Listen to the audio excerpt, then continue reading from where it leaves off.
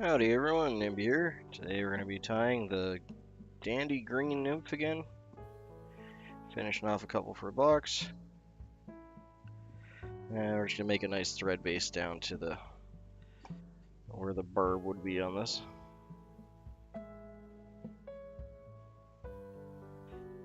With barbless, so we're going to use our imagination. There we go.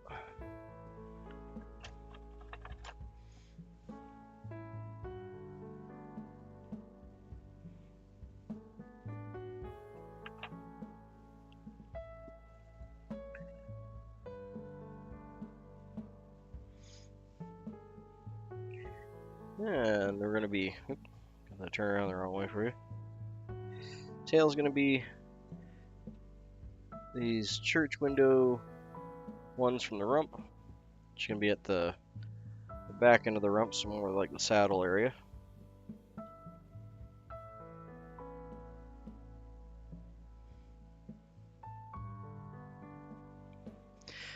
I want to grab roughly about a gap height length, so that'll do.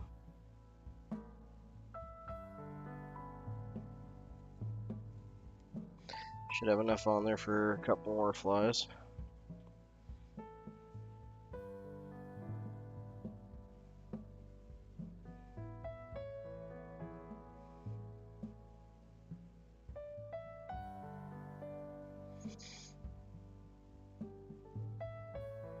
Yeah, I'm going to tie this in about half the length of the body. Not a huge tail, but a decent size. Since we are working with a 8/0, or not 8/0, size 8, 2 times long nymph hook. It has to be a Togans.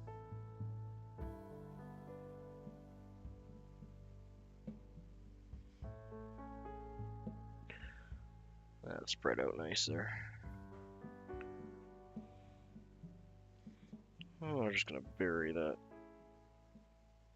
excess in there. We're also going to tie in some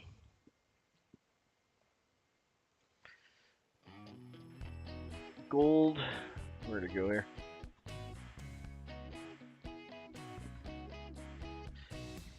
Tie in some gold thread, some embroidery thread. This is an old one from West Germany. So that dates it to after the war period.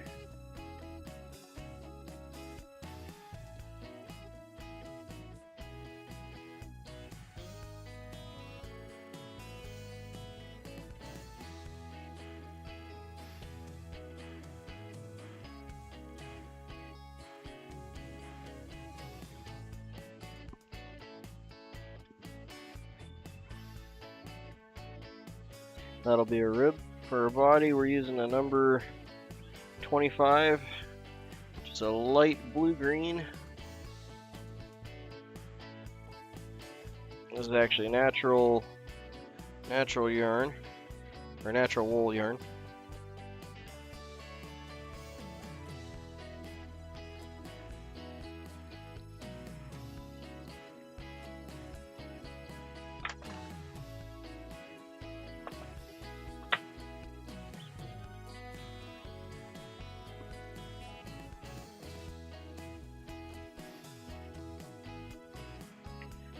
I'm going to tie this in pretty much full length of the body here.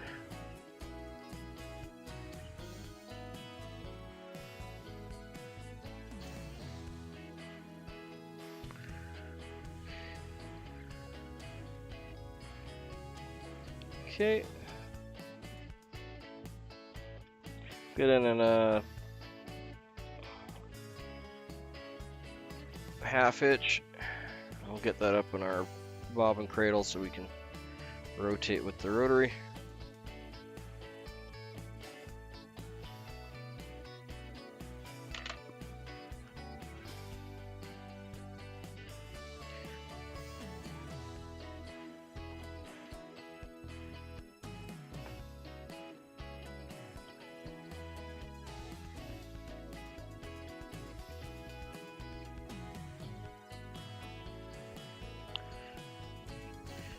Bypassing that hook point. There we go.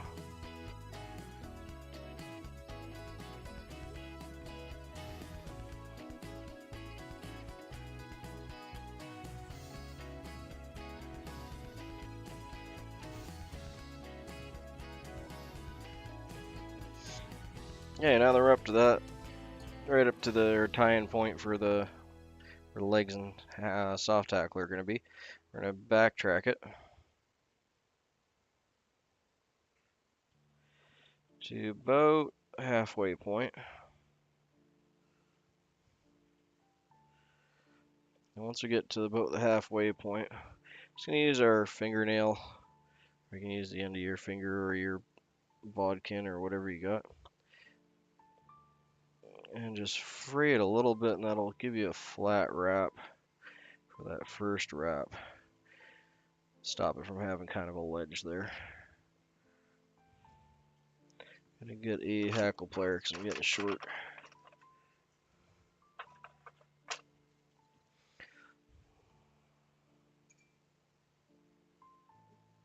There we be.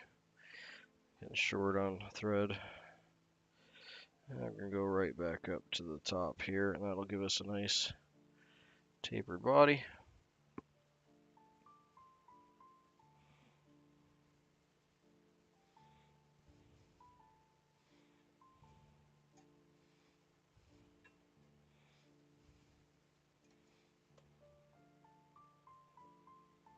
Catch that off. Couple wraps in front.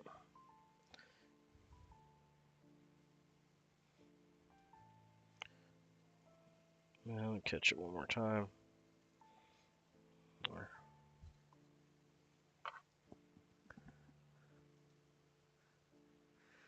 Hey, good morning, Jack Pepper. Good morning, Valhalla. One second, guys. Just realized I didn't have my other stream bots running. Let me get those up here.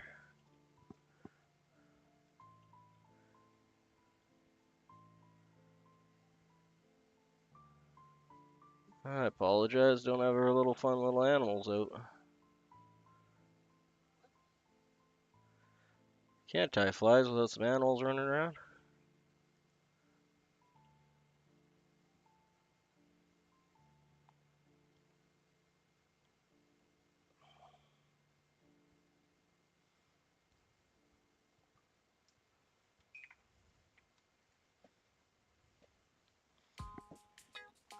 There we go. Should be coming up shortly here.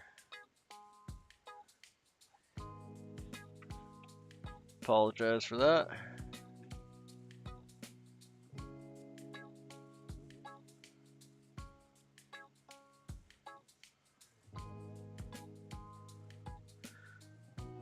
There, now if you say something in chat, you should pop up with your little animal.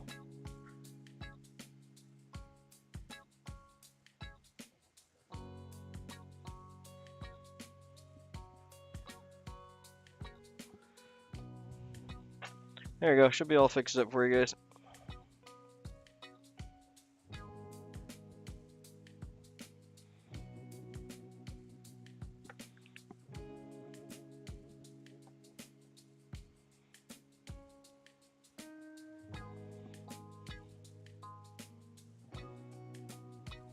Yeah, we're gonna do 8 wraps around on our thread. And that's gonna unspool as we spool on our ribbing here.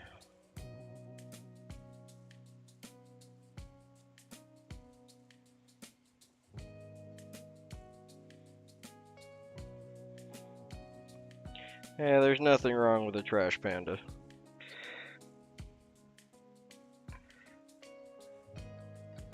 Oh, sorry, I guess trash panda would be raccoon, wouldn't it?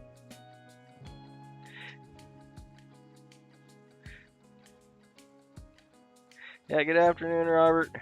Good afternoon, Valhalla. Sorry I didn't get the hellos in there right away.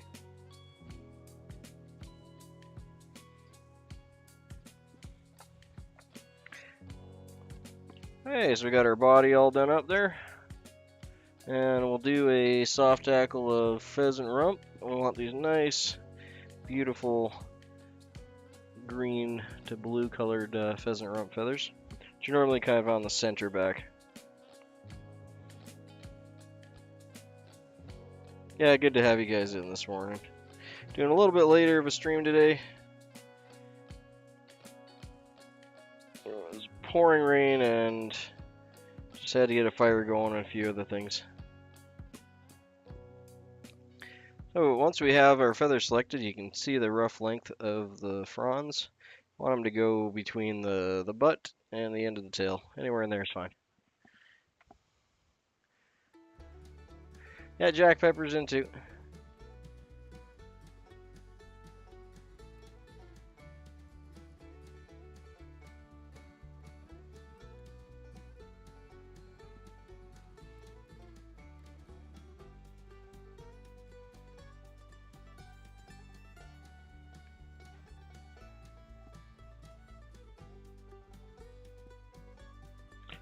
Anyway, we'll just pull those back.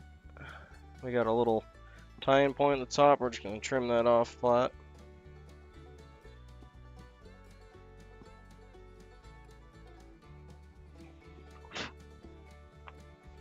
As they float everywhere. Alright. Play.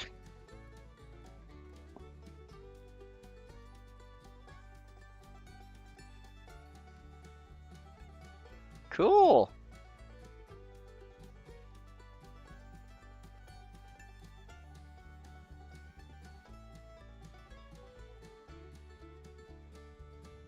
You gonna get into some jig mold, some soft tackle making? That's cool.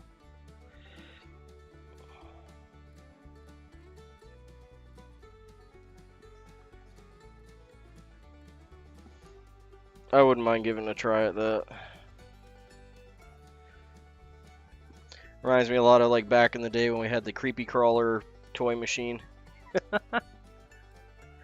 I don't really sell flies, I give flies away.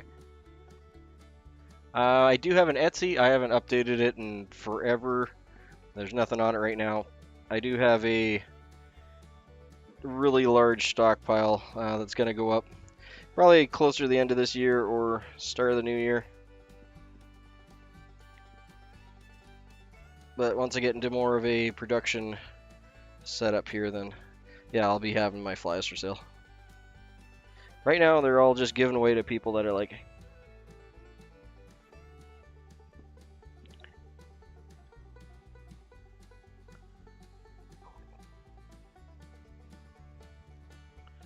and speaking of which, we should have a gob of giveaways coming in the next bit here, because I got a whole ton of stuff to give away for you guys.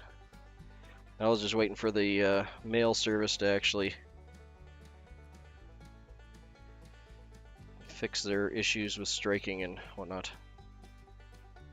Okay, so we're going to wrap this around here. I'm going to try and get for between 1.5 and 2 wraps. I think we'll actually maybe get a hair more than 2.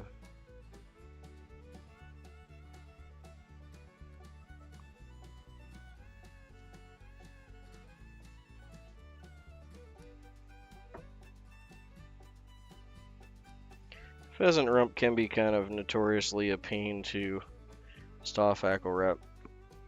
One, because it's just so long, and two, the material's very, it's like wispy, but it's got a lot of body to it, so it kind of likes to do its own thing. But that turned out pretty well. We'll pin it all back here in a second.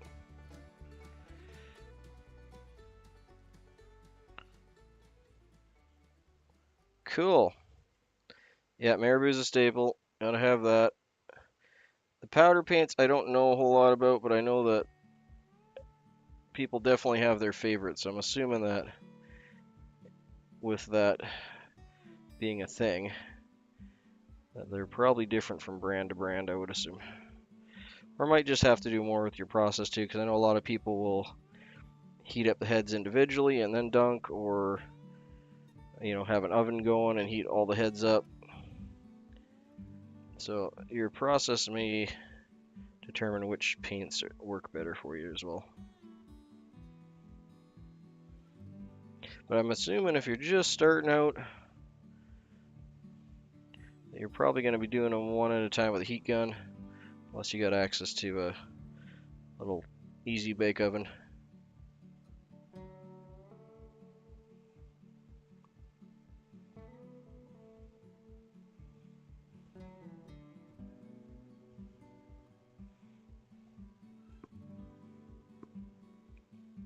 Yeah, I would like to start selling my flies on, I'm going to have to set up a proper Shopify shop so I can link it in with the YouTube channel. Basically like Turner does, in essence. Same kind of setup.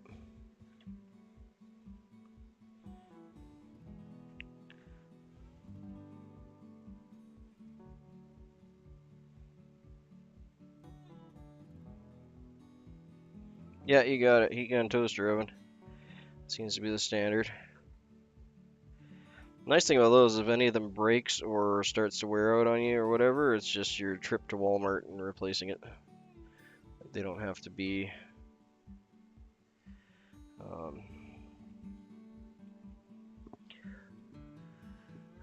I'm pretty sure it has to be Shopify, yeah.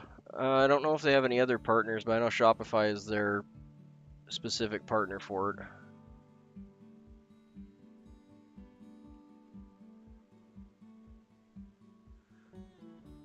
But I haven't read deeply into it, so there could be another company that works. Yeah, I'm pretty sure it has to be Shopify. I'm not sure if you can just have a Shopify site, you know, kind of as a mirror of whatever other site you're using. That would double up your fees, obviously, too. There, that one turned out pretty good. Nice and wispy.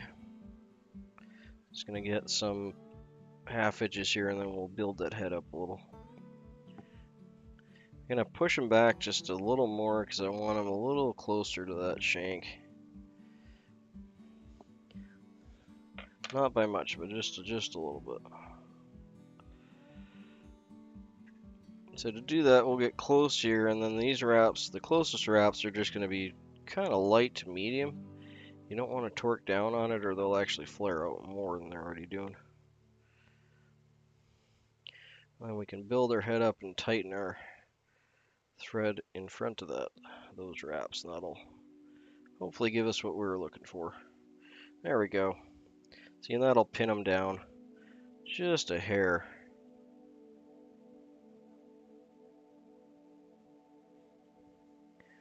Yeah, I mean, that's one of the things I'm waiting for the new year, too.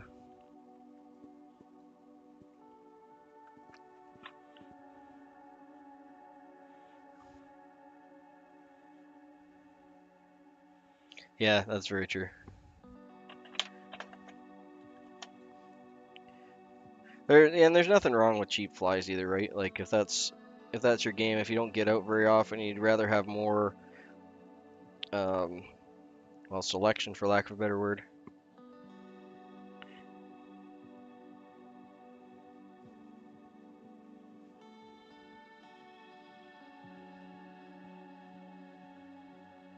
Yeah, there's a lot of things that little hurdles and stuff you're gonna have to jump over with that. And fly tying's unfortunately has a lot of hurdles that way too, being that we're using natural materials. So trying to get things like feathers and hair across the border is not an easy task.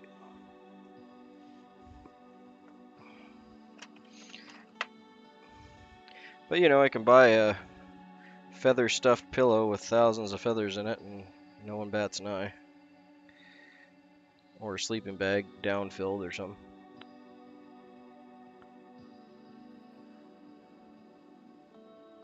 Guys in Scotland, eh? There is actually a large tying community in Scotland. Just like Maddie's from Scotland. And he commercially ties too.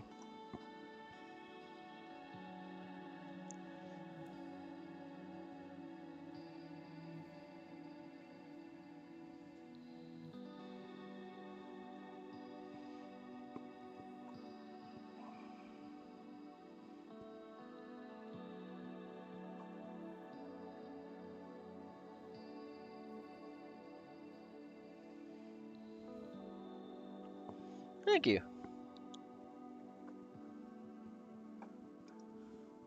There, Jack Prepper.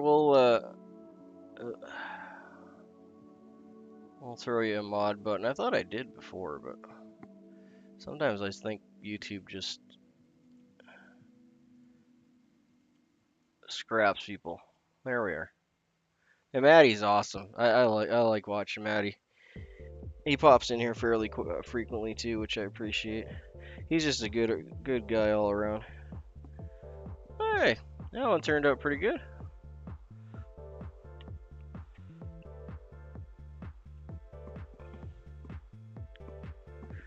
So that's a Dandy Green Nymph. It's a very good nymph for early season, early spring, middle spring, before the water really gets warm. When the new nymphs emerge, they typically have a lighter color to them, and they get into darker brown, darker kind of root beer brown closer to the end of the season. So I generally find these work really good in the early spring.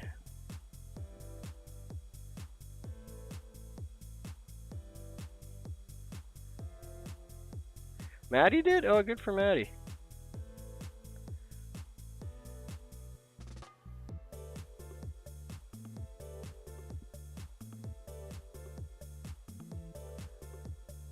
Oh, David's in the... Hey, David. Good to have you in, mate. It's been a bit.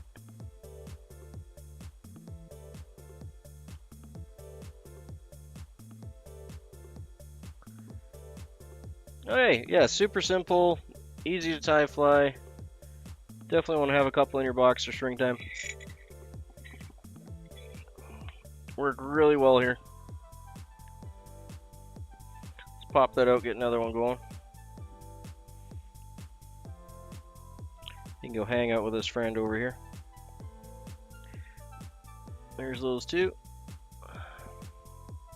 Again, we're tying these on a number 8 Togen's nymph hook, barbless, 2 times long.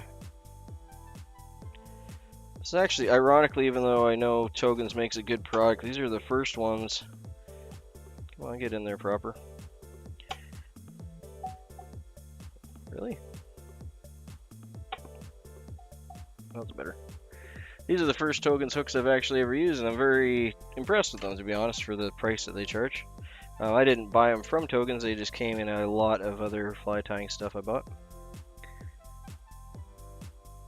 Yeah, if you guys are looking for hooks at a decent price that are good quality, if the rest of their hooks are like these ones, I'd recommend them. Because I know their prices are really reasonable. Not quite Temu pricing, but pretty close. But I think you get what you pay for with these. It's right on that kind of balance of cost and quality, which is what a lot of people are looking for. So yeah, give them a try next time if you're looking for more hooks. Not associated or whatever, they give me nothing. Like I said, I didn't even buy these from them, I just got them in a lot. But I've enjoyed working with them, so they get my recommendation. And we're going to grab about a gap width for the tail. This is the church window style ones on the rump. Oh, and I ripped it off. One second, I'll fix that with some scissors. Didn't tear like I wanted it to.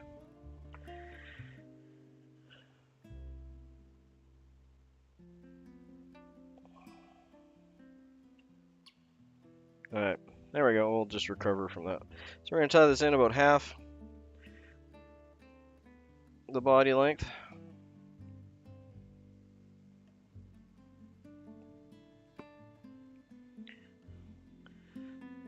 Yeah, Maddie normally jumps in here when... Really? Cool. I imagine a blue Dun Adams would work for almost anything, really. It's just such a buggy pattern.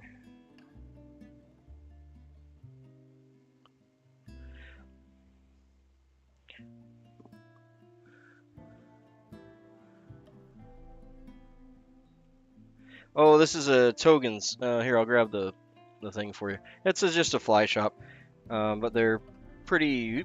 Try and get it all in frame there. There's the togensflyshop.com. But yeah, for 50 hooks, like they're really reasonably priced and they go on sale fairly often, especially this time of year. I've never, like I said, bought them from that company. I just know a lot of tires recommend, um, not budget hooks, but good quality for money, right? And these are my first ones I've tried from them, and I'm actually really impressed. They're really sturdy, um, especially for a longer 2X shank.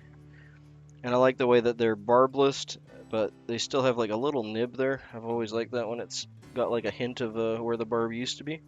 Makes it, specifically the tying, a lot easier for me. Alright, so we're going to tie in our rib, which is going to be this West German gold embroidery floss. Which of course is vintage, that would put it about the 50s.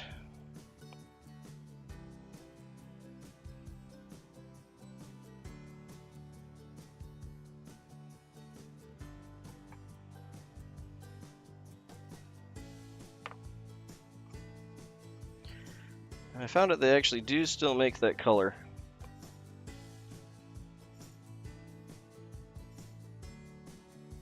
Yeah. Valhalla puts the work in.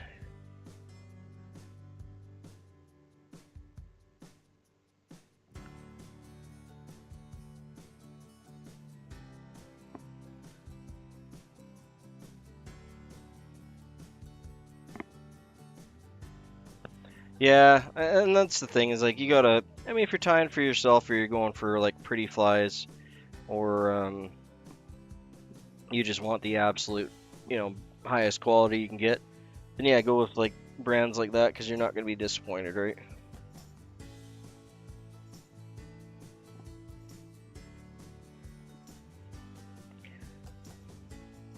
And I have lots of very expensive hooks. I have lots of very cheap hooks too. It really depends on what you're going for, right? If I'm just fishing for little, brook trout in a stream, it's like I really don't see any reason why I should be spending like $4 or $5 a hook or plus, because they are not going to destroy a hook. Same with the like crappy bluegill. I'm assuming it would be the same thing, right?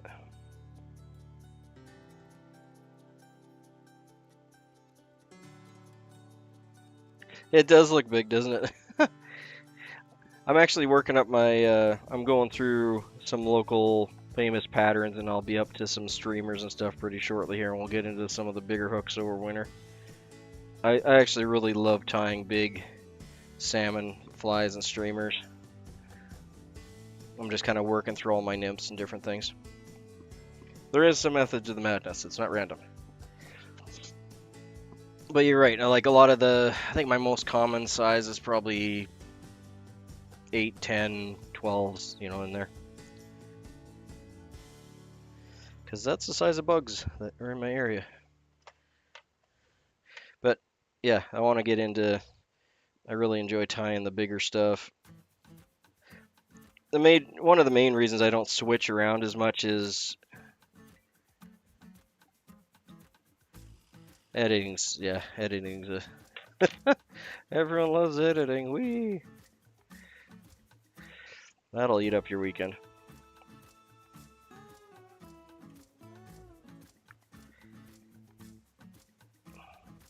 But yeah, I definitely want to get some more bigger streamer stuff like what David's into going here, because I love tying it.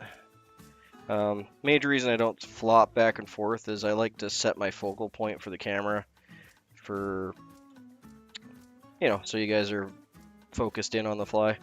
And if I'm tying a bigger fly, especially if it's got a long tail on it or it's articulated or something, I need to back the camera up and reset all that.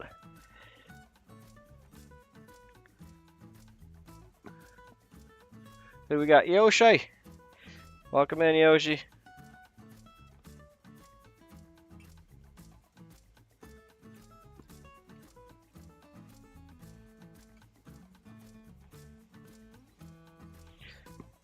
What temp you got to, what temperature you got to get that up to harden it? Is you just got to get it up to what, like cherry red, right?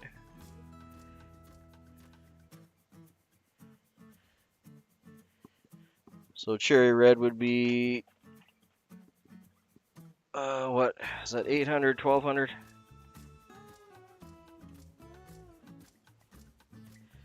Correct me if I'm wrong, it's been a minute. Yeah, good to have Yoshi in. Good to have all you guys in.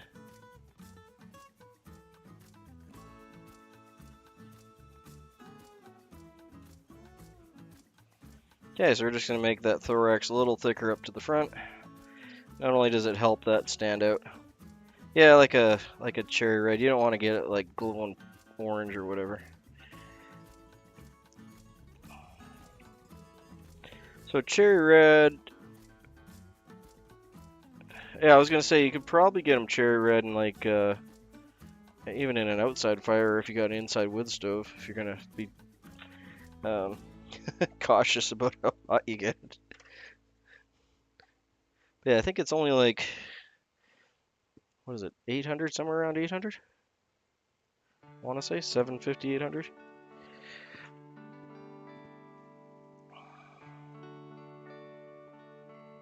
And then you're gonna oil bath it to temper it.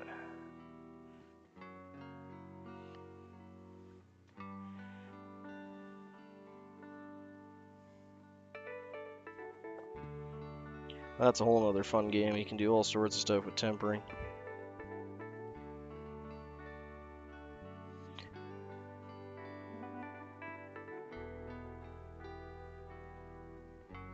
Yeah, sorry, I'm Canadian.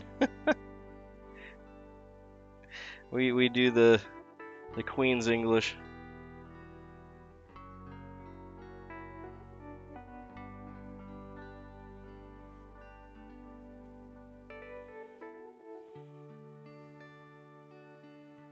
Right.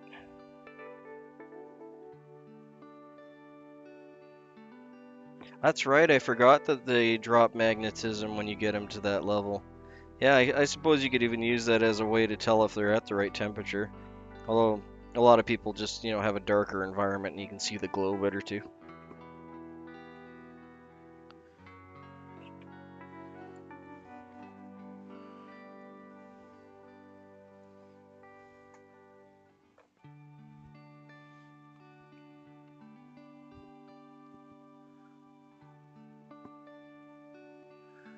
Hey, good to have you in, wee man.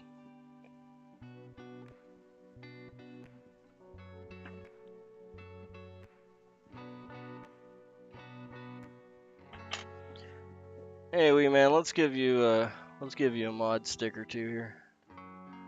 I like having you popping in here.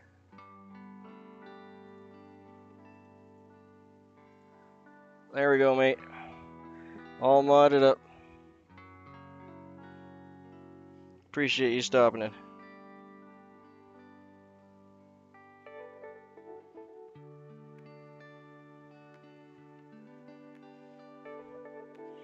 I wonder, it's been a while since I've done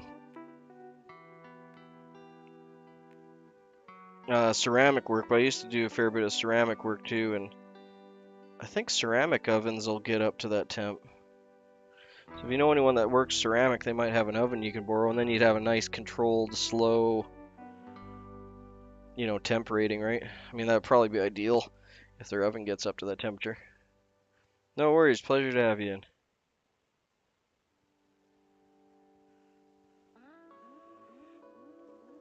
Ugh, yeah, I bashed my thumb here just cutting some kindling. Nothing crazy, but took like a, I don't know if it'll show up on there. It's not like a big war wound or anything, but camera lights are too big. Right on the thing, took a big chunk out. And I didn't want to cut firewood for a day or two after that. It's like, it hurts.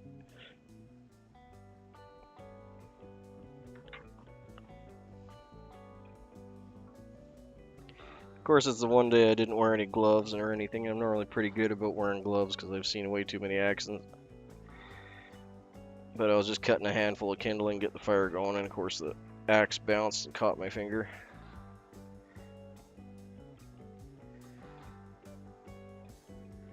But I know better, I just didn't practice better.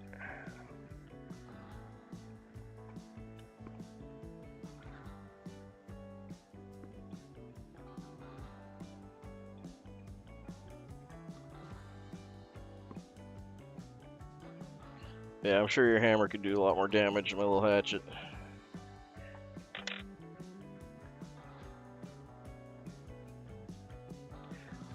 Thanks for stopping in, Jack Pepper.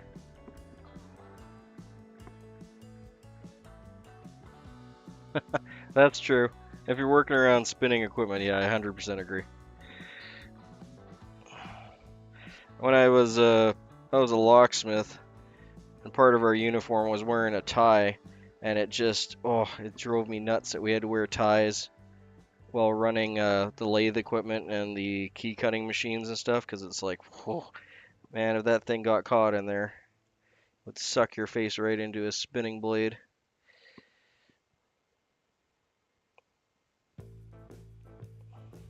Oh, good, yeah. I'm glad you're going back to the class. You'll have to let us know how that goes. I want to see some more photos if you get a chance.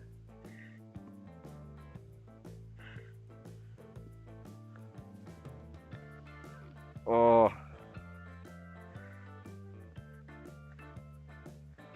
oh, I can just feel what that would be like.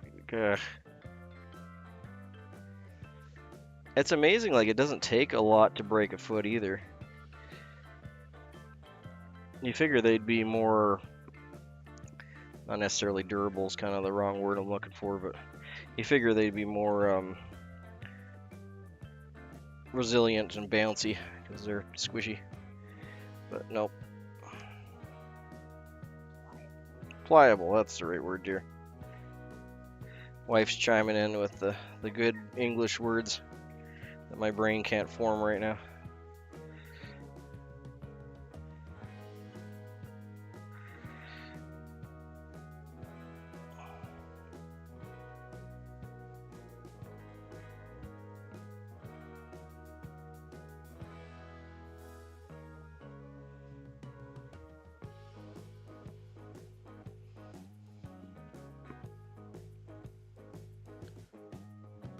That was the one time I did actually not mind wearing gloves, was with key cutting, because I'd get...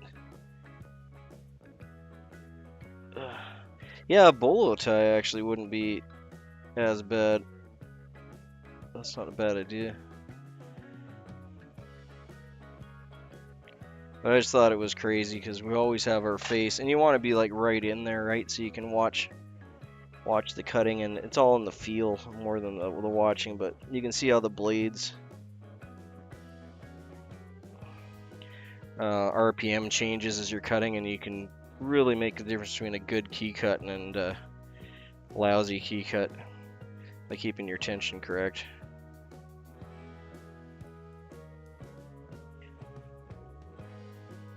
In a lot of ways, the locksmithing was more art than it was trade. To do it properly, anyway, in my opinion. Because you could have two people do the exact same thing.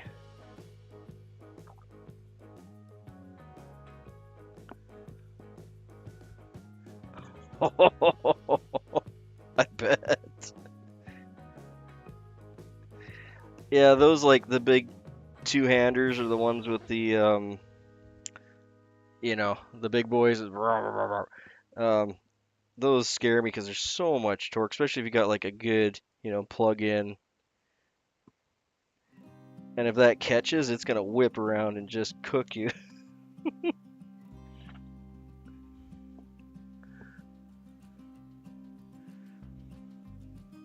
Yeah, we've all been there with drills and stuff biting into things, or routers, or really anything that spins.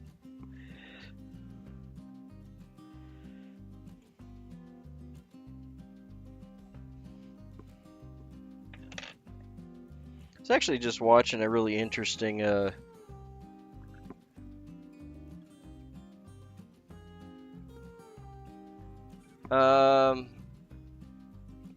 you mean like the one you put the pressure on the stay and you push against it while you're drilling?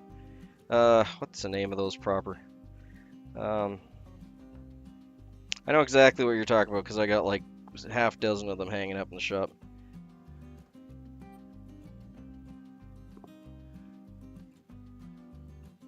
Oh, I thought you meant... Oh, okay, that makes more sense. Well, either way, that still sucks. I'm just gonna fix my thread here. It jumped on the bobbin. There we go. Yeah, that makes a bit more sense. I did whip finish this, right? Pretty sure I did.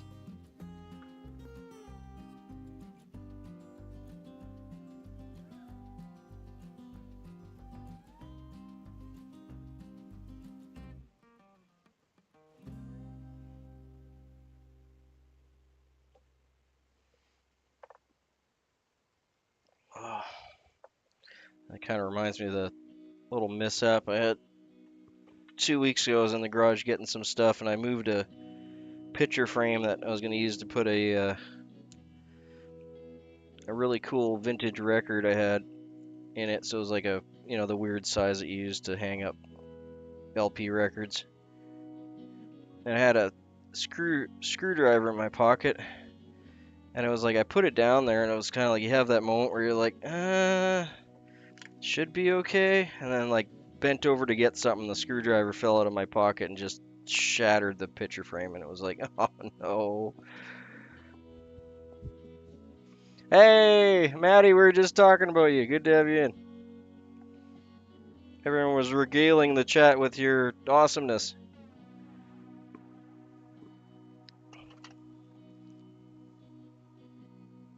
Yeah, let's get some head cement on that one.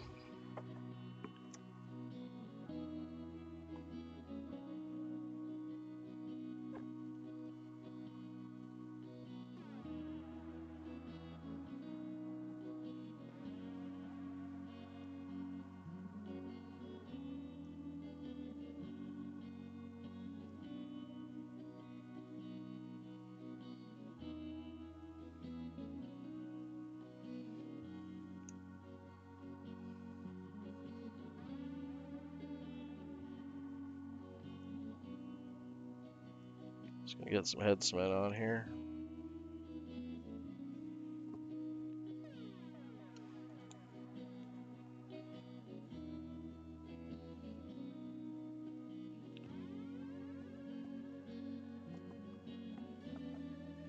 And we'll just rotate that for a minute here.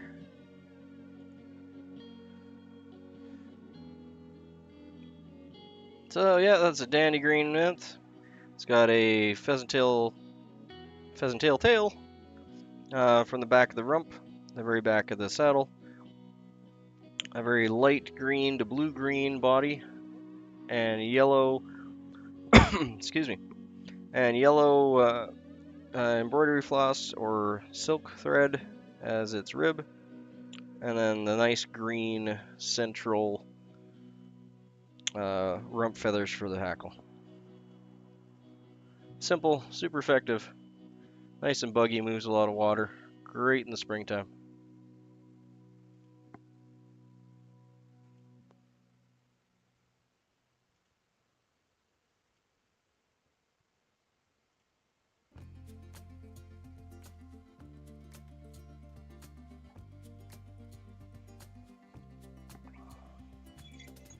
Just gonna have me some tea here in a sec, guys.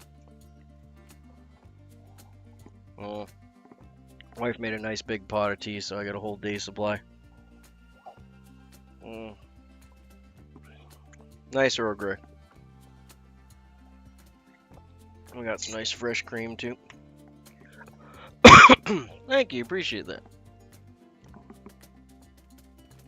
It can go hang out with its friends here. I'm gonna grab another hook.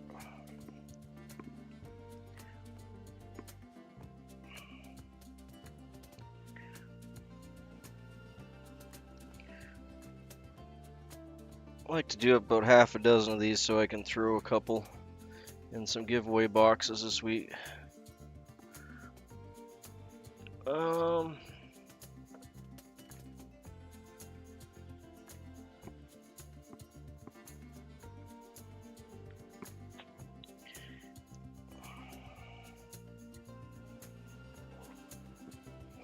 I'd imagine so, because it eats steel. 1 second, guys, drop my hooks. And we're back.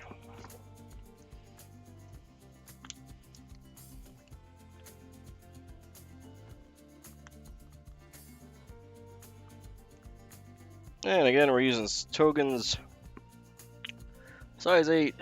Oh, there's a 3X long. I've been saying 2X this whole time, but yeah, 3X. You could use an Aberdeen style hook for these perfectly fine. I think normally that's what I would be using on them. The nymph hooks are a little bit on the heavier wire side, so they do help it sink a little more rapidly. But yeah, 2 to 3 times long will work just fine for these. You can even time shorter. If I'm doing more like creek fishing, then I'll definitely shorten these up to, say, like a 10. Because you're just typically not going to get the bigger bugs in there. Not that they wouldn't smash this size anyway, but just makes it a little easier to nail them. Okay, so sorry.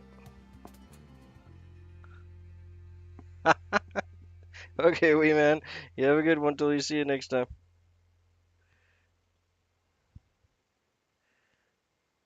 I'm just gonna get a nice thread base into where the barb would be if we weren't using a barbless hook.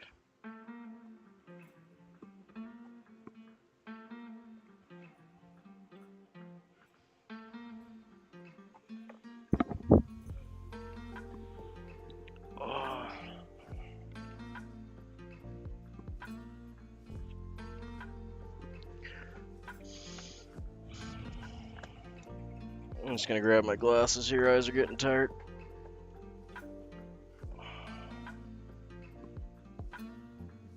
Okay, and so for the tail, we're gonna be using one of these church window style rump feathers, so more from the central back part of the rump.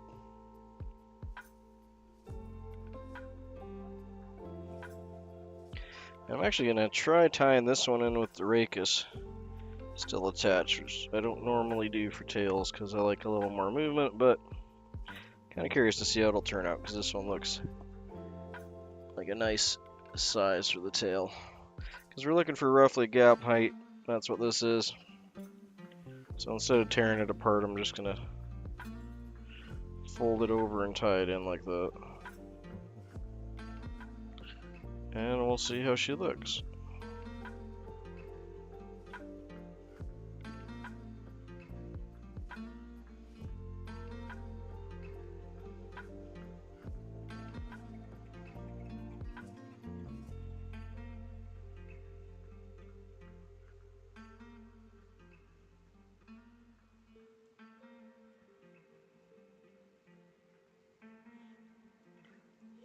Yeah, I'm not unimpressed with that. That's okay.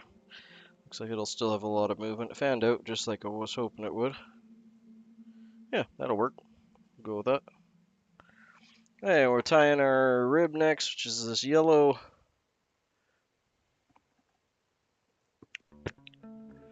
West German. Come on, brain, make the words. West German yellow embroidery floss. You can also use tying silk. It would be the traditional use for the pattern. It was originally tied by Frank Hedrick in 1945, but didn't really become popular up here until the 50s. But he was from Washington.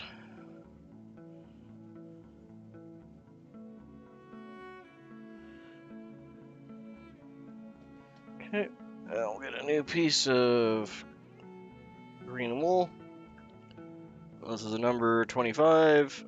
It's a light, kind of seafoam green, bluey green color. The color is more important than the material on this one. You want to have that light bluey green. You can use dubbing, you can use seal fur dubbing.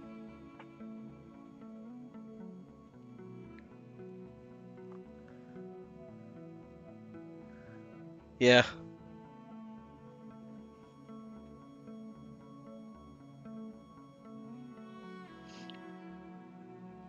And you see a lot of people tie these in with gold or copper wire or mylar too, for sure. So whatever you got to rib it with is perfectly fine. That's just the traditional pattern. In fact, it may even be more effective with a brighter, like mylar or what have you, because that would show a little bit more reflection, so it would be like the air bubbles that are captured on them in the early spring as they're emerging.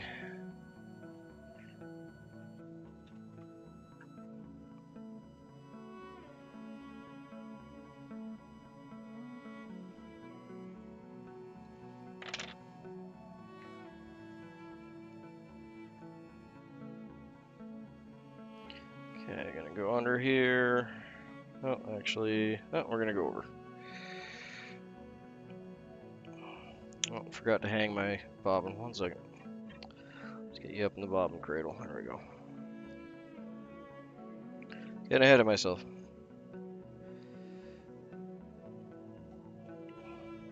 Come on now. There we go.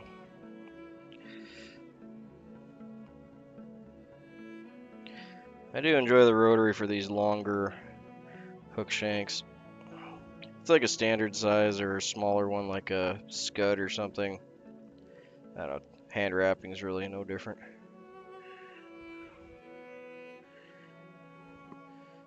Let's go with I'm gonna get it in the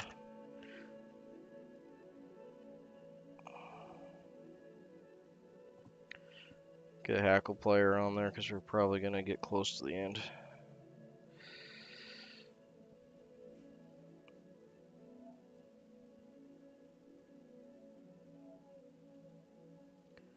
Again, just about the halfway point. And then back. Yeah, there we go. That worked out well. Man, I'm not getting much waste on that material today. Last couple of tide have been like right to the nub, which is fine.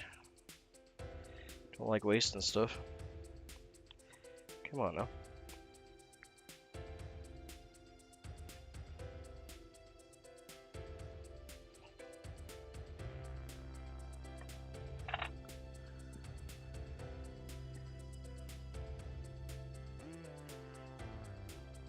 Oh, for editing? If you can make your videos... yeah, that's always a struggle.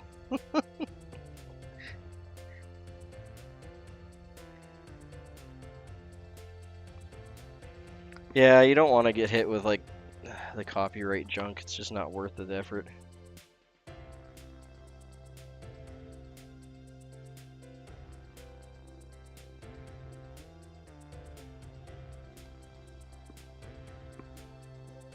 Okay, so you got a couple options if you get to this point. I haven't brought this up in a while, so I'll just go over it here again.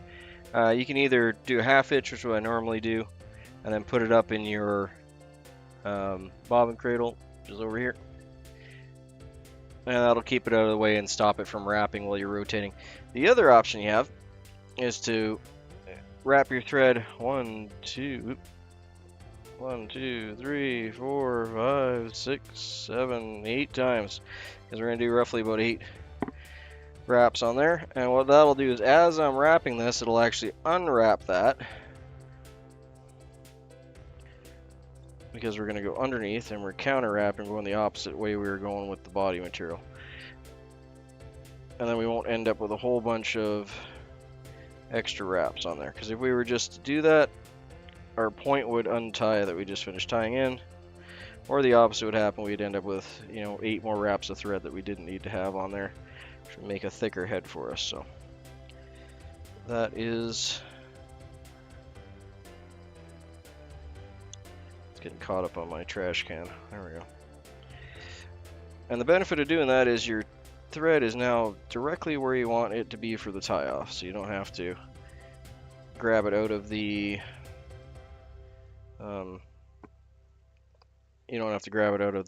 bobbin and you know, roll up your thread and everything like that. So just a little quick trick. I don't use it all the time because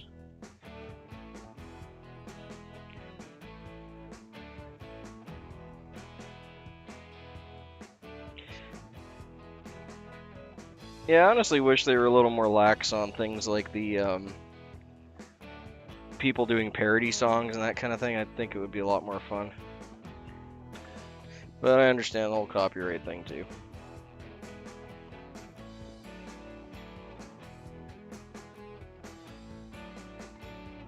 I could do like a fly tying beatbox duo.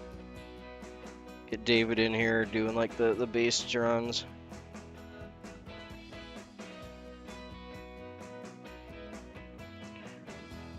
Do Maddie on vocals.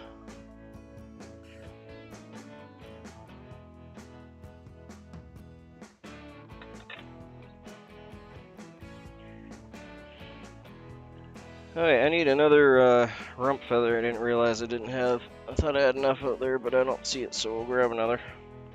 So, what we're looking for is these central. If I get the whole thing in there. The ones out of the center are going to be your easiest ones to wrap with because they don't have a curve to them. You can use the ones on either side. They'll work fine too, but you're going to get it pulling one direction all the time because the rachis is spent.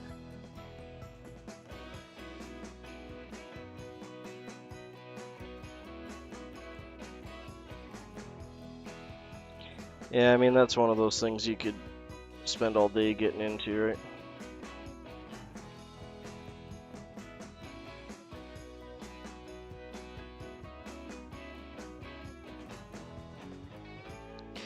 I think like some of these copyright-free musics on the YouTube.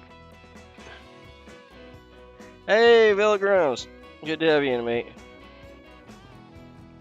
But yeah, some of these copyright-free bands on like YouTube Music or other copyright-free places, I think they actually get more popular with creators than they do because it's free. They get way more use.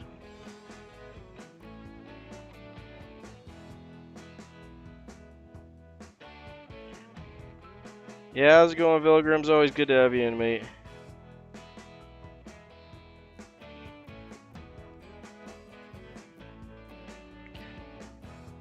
Yeah, right, David and Jack Prepper in here earlier. I think they're gone doing their day things today, or for the rest of it. Always good to have you guys in, even if it's short time.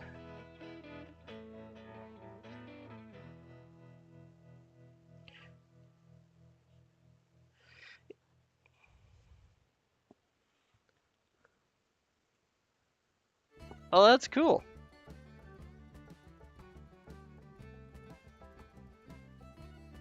And speaking of which, that's someone I haven't seen around for a while. Anyone seen Crazy Life Outdoors for a bit? I haven't seen him pop up any of my feeds for a good while now.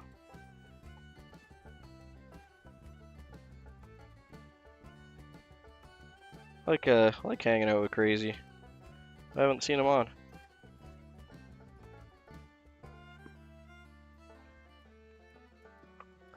Yeah, very true. They are left and right-handed. Oh, Jack's still in here. A good deal.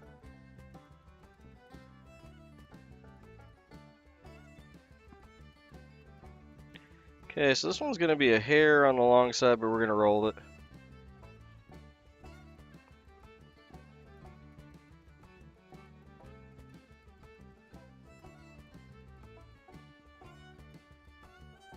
Yeah, no, he just kind of went poof, and he was kind of part of my daily haunt watch, you know.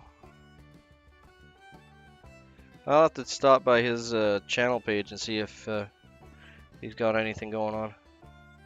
Maybe he just took a break. Hopefully he's doing okay.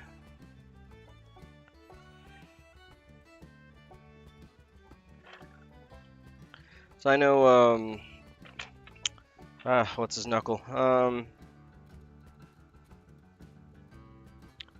The Craft, he took a break too.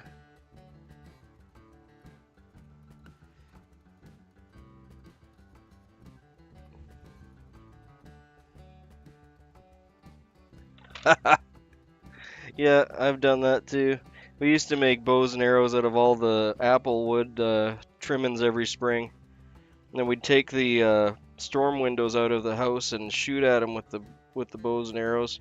The storm windows were just like polyplastic extra windows, and they wouldn't keep anyway, so you had to throw them out. So they were fun to shoot at.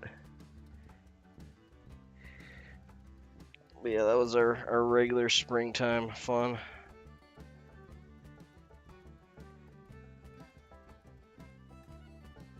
Or fall, either way.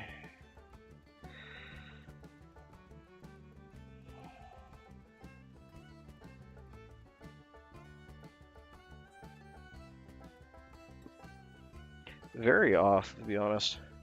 Notifications have been weird. I've had to go to a few channels that I like to watch and actually like physically go to the channel and watch the stuff. And it's like, come on, man. I hit the bell. I did all the things. Give me the videos.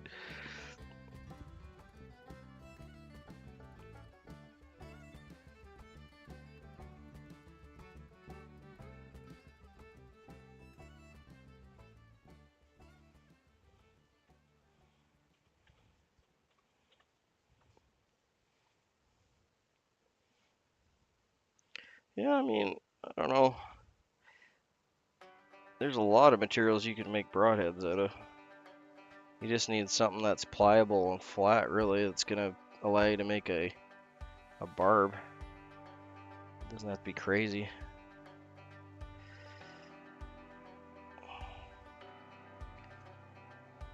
I mean, most metal that you could use for that, you could shape off with a cinder block. You don't really need anything crazy.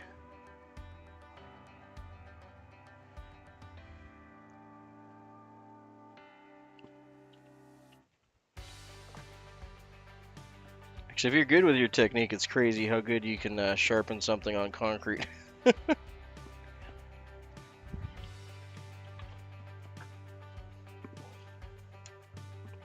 Not for the purists out there, but you know.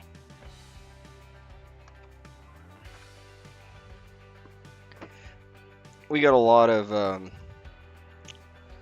quartz up here, so a lot of it gets ground up for concrete and road material, and it's extremely hard, so there's generally enough of it to really bite into steel and work an edge off.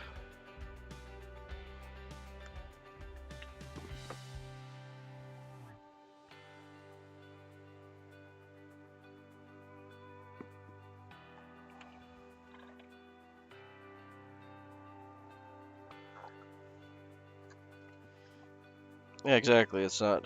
I mean, people have been attaching stuff to sticks for millennia, right?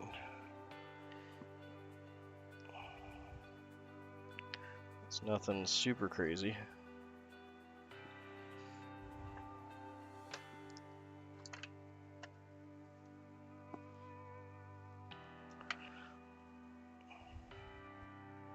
Now that guy is just spidery punk rocker. Wow.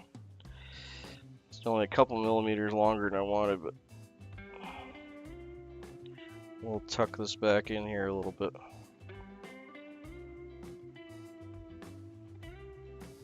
Another reason you want to make the thorax part of the body a little thicker on these, so you can do stuff like this and helps it splay out. Beauty. Okay, that's what I like to see. That'll push a lot of water.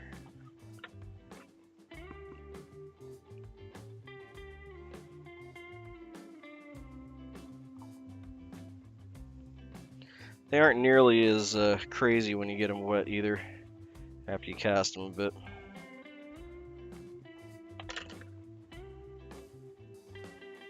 Yeah, let's get some half hitches on that, call that one good.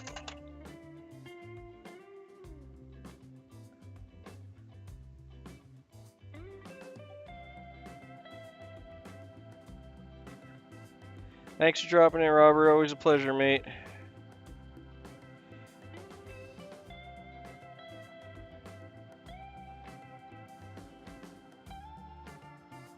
Well, my pleasure.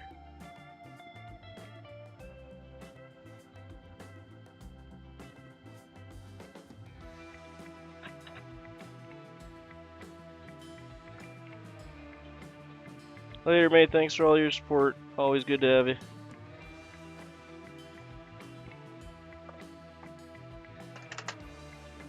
Okay. Let's get you brushed out and fixed up a little bit.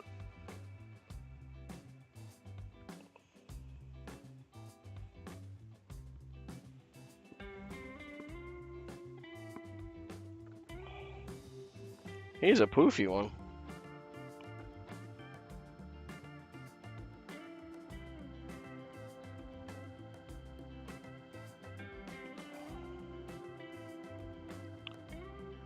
Yeah, I'm gonna play some video games today, get tires done on one of the trucks.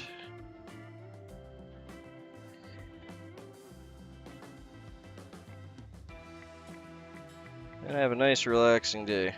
Looks like it finally kinda sorta stopped raining, so get some of my outside stuff going.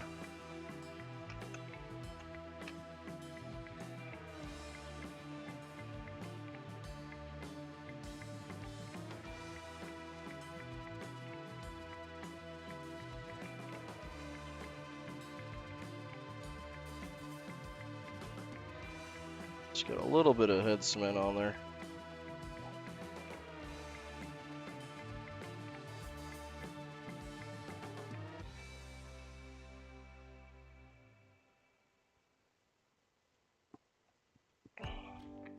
Oh yeah, we'll rotate that one for a minute here.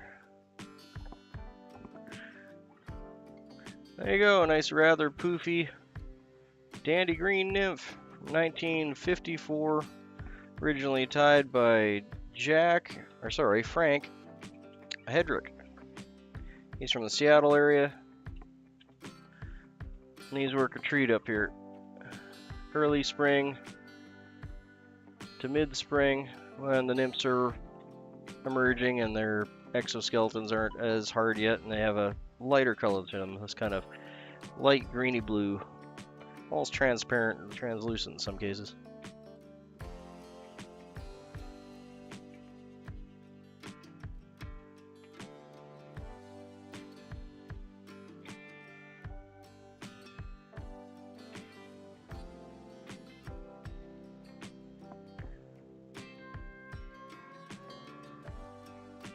There we go. Okay, I think I'm going to call it for this morning. Got my 4 done up for the boxes. That'll be number 4. Grab me some breakfast and probably do some video games for a bit until things dry up outside.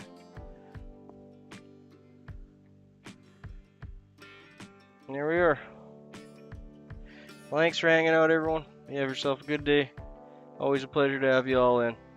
You too. Thanks, Vilgrams.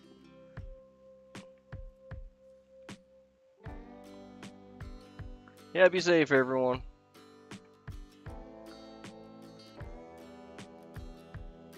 Yeah, always good to hang out with you guys.